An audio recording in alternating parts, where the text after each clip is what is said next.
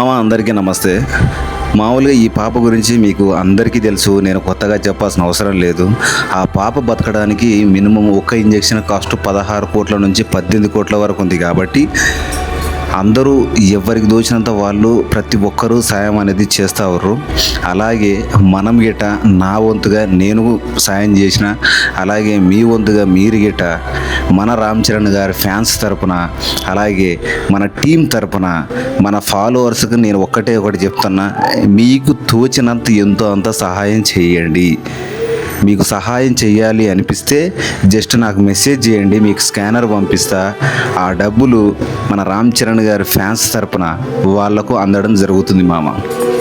అది మీరు ఎంత వేసినా పర్లేదు, ₹1 వేసినా పర్లేదు. ఆ పాప బతకడానికి మనం ఎంతో అంత కృషి చేసిన వాళ్ళం అవుతాం. కాబట్టి దయచేసి మీలో మానవత్వంతో, ఒక దయాకరుణతోటి కొంచెం సాయం చేయండి. ఆ పాపను మనం అందరం బతికించుకుందాం.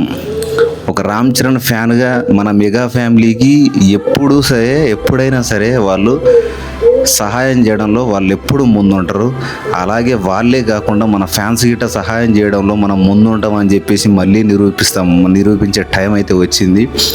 ప్రతి ఒక్కరూ చరణ్ అన్న ఫ్యాన్స్ కానీ, అలాగే మెగా ఫ్యాన్స్ కానీ, చిరంజీవి గారి ఫ్యాన్స్ కానీ, ఎవరైనా సరే, ఈ వీడియో చూస్తున్న వాళ్ళు ఎవరైనా సరే ఆ పాప కోసం మీకు తోచినంత ఎంతో అంత సహాయం చేయవలసిందిగా కోరుకుంటున్నా.